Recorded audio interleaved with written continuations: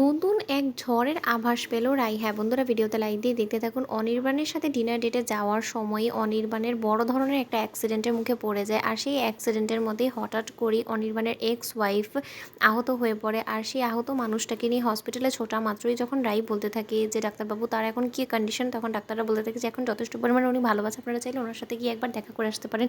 ওদিকে যখন রাই এবং অনির্বাণ দুজনে মিলেই সেই আহত অবস্থায় পেশেন্টটাকে দেখার জন্য কেবিনে যায়, ঠিক সেই সময় অনির্বাণ দেখতে পায় যে সেটা আর কেউ না, সেটা একমাত্র কোয়েল। ওদিকে কোয়েলকে দেখা মাত্র অনির্বাণ বলতে থাকে যে রাই ওর জ্ঞান ফেরার আগে চলো বরঞ্চ আমরা এখান থেকে চলে যাই। ওদিকে রাই বলতে থাকে যে কেন অনির্বাণ তুমি এরকম করে কেন কথা বলছো বলো তো, একটা মানুষ অসুস্থ হয়ে পড়েছিল, সে আমাদের গাড়ি ধাক্কা লেগে আহত হয়ে পড়েছে, এখন সেই মানুষটাকে আমরা ধরে বেঁধে হসপিটালে নিয়ে এসেছি, এখন তারপরও যদি তার সাথে দেখা না করে তাকে ঠিক জায়গায় পৌঁছে না দিতে পারি তাহলে সেটা কেমন দায়িত্ব জ্ঞানহীনতা হলো বলো তো। তখন এই কথা শোনা মাত্র অনির্বাণ বলতে থাকে যে আমাদের যা করণীয় ছিল আমরা সেটা করেছি, আমাদের দায়িত্ব কর্তব্য এখানেই শেষ, বাকিটা হসপিটাল কর্তৃপক্ষ বুঝে নেবে।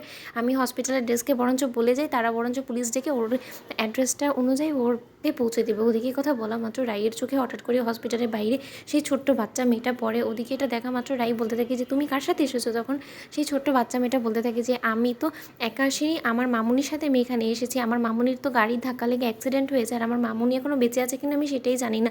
তখন এই কথা বলা মাত্র অনির্বাণ বলতে থাকে যে তুমি কার কথা বলছো, তুমি কি কোয়েলের কথা বলছো, তোমার মামুনির নাম কি। ওদিকে রাই বলতে থাকে যে তোমার মামুনির নামটা কি। যখন ওই মেয়েটা বলতে থাকে যে আমার মামুনির নাম কোয়েল, তখন এটা শোনা মাত্র অনির্বাণ কনফার্ম হয়ে যায় যে ও কোয়েলেরই মেয়ে। ওদিকে অনির্বাণ বলতে থাকে যে যে মেয়েটার আজকে অ্যাক্সিডেন্ট হয়েছে আমাদের গাড়ির সাথে ধাক্কা লেগে, তারই মেয়ে হয়তো বা এই। তখন এই কথা বলা মাত্র রাইকে অনির্বাণ বলতে থাকে যে রাই এখন বরঞ্চ চলো। রাই বলতে থাকে যে এরকম বাচ্চা মেয়েটাকে আমরা এখানে রাস্তার ধারে ফেলে রেখে কী করে চলে যাই বলো তো। অনির্বাণ তুমি এটা ভাবলেই বা কী করে যে আমি তোমার কথা শুনে রাজি হয়ে যাবো। অনির্বাণ বলতে থাকে তাহলে তুমি কী করতে চাও বলো তো, ওর মায়ের জ্ঞান ফেরার অপেক্ষা করে ওর মায়ের হাতে ওকে পৌঁছে দিয়ে তারপরে তুমি আমার সাথে বাড়ি ফিরে যাবে। শোনো রাই, তুমি কিন্তু এবার বড্ড বেশি বাড়াবাড়ি করছো। আমি যেখানে কিনা তোমাকে বারবার করে বলছি যে তুমি ওই মেয়েটার সংস্পর্শে যেও না, ওই মেয়েটা মোটেও ভালো নয়। তখন রাই বলতে থাকে যে তুমি কী করে এত ওটা শিওর হয়ে এই কথাটা বলছো বলো তো, তুমি কি আগে থেকে কোনো মতে এই মেয়েটাকে চেনো। তখন অনির্বাণ বলতে থাকে যে আমি সকলের কাছ থেকে বেশি চিনি অন্তত এই মেয়েটাকে, কারণ আমি তার সাথে দুটো বছর সংসার করেছি। আর এই মেয়েটা যে পরিমাণে আমাকে আঘাত দিয়ে আমাকে ডিচ করে ওর প্রেমিকের কাছে চলে গিয়েছে, তারপরে আর যাই হোক না কেন ওর উপরে আমি মোটেও বিশ্বাস করতে পারি না, ওই আমার এক্স ওয়াইফ কোয়েল রাই।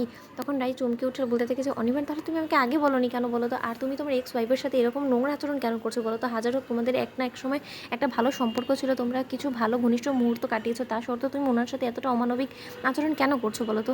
ও তোমার সাথে যা করুক না কেন তুমি তাই বলে কি ওর মতন করেই আচরণ করে ওকে ফেরত দিবে, সেটা কি আদৌ তোমার শিক্ষায় তোমাকে করতে বলে বলো তো। ওদিকে অনির্বাণ বলতে থাকে যে রাই আমার মাথা কাজ করছে না, আমি এখন কিছু ভাবতে চাই না, তুমি শুধু এই মেয়েটাকে ফেলে রেখে চলো বরঞ্চ আমরা বাড়ি ফিরে যাই। ওদিকে রাই বলতে থাকে যে আমি কোথাও যাবো না, তোমার যাওয়ার হলে তুমি যাও বরঞ্চ।